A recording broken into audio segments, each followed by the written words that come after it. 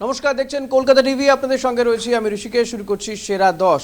শুক্রবার রাহুলের র্যালির সময়ে বিহারের নরেন্দ্র মোদী, বিহারে ভোট চোর মহারাজ এসেছেন মোদীকে কটাক্ষ রাহুল গান্ধীর। 1 সেপ্টেম্বর পাটনায় গান্ধী ময়দানে রাহুলের সভা রয়েছে। এই সমস্ত বিষয়গুলো নিয়ে আমরা কথা বলবো। নিমাই পান্ডা রয়েছেন আমার সঙ্গে, আমাদের প্রতিনিধি।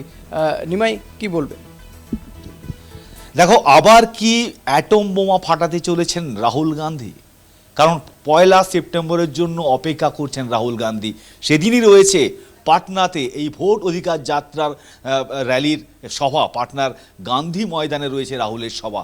সেখানে কি তিনি আবার নরেন্দ্র মোদীর বিরুদ্ধে বোমা ফাটাবেন, অ্যাটম বোমা ফাটাবেন?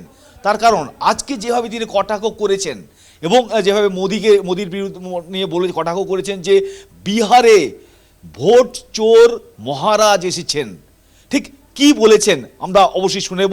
রাহুল গান্ধী কিভাবে কটাক্ষ করেছেন। चोर महाराज बिहार आए, आज गया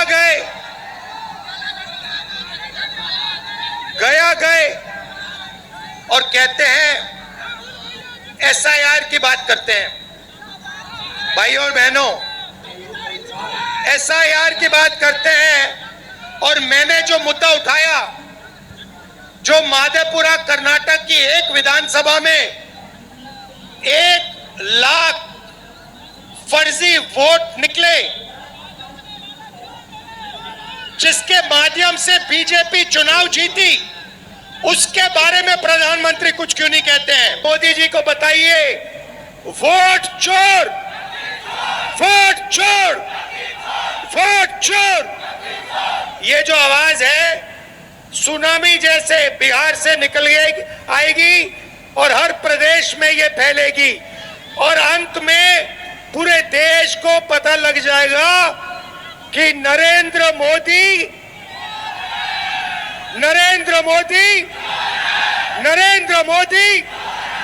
क्या चोरी करता है, क्या चोरी करता है, क्या चोरी करता है? नरेंद्र मोदी वोट चोर। বুঝতে পারছো ঋষি, যে লোকসভায় বৃহস্পতিবার বাদল অধিবেশনের শেষ দিনে মোদি এবং অমিত শাহ কীভাবে চরম অপমানের শিকার হয়েছিলেন, যখন লোকসভার সদস্যরা, বিরোধী সদস্যরা তারা ভোট চোর গদি ছোড় বলে চিৎকার করছেন। এবার কিন্তু বিহারের প্রত্যন্ত এলাকাতেও এই স্লোগান উঠছে। রাহুল গান্ধী যখন বলছেন তখন রীতিমতো সবাই চিৎকার করে বলছে যে মোদি ভোট চোর। অর্থাৎ এই বিহার থেকে কি তাহলে বড় ধরনের আঁধি আসতে শুরু করেছে, পরিবর্তনের ঝড়? কারণ বিহার থেকে যে স্লোগান উঠেছে তা কি সারা দেশে ছড়িয়ে পড়বে?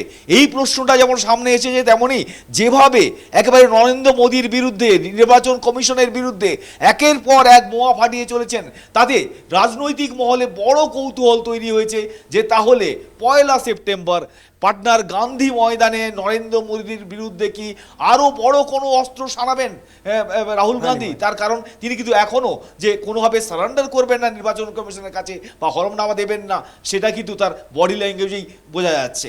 অনেক ধন্যবাদ নিমাই। কথা বলছিলাম আমাদের প্রতিনিধি নিমাই পান্ডার সঙ্গে।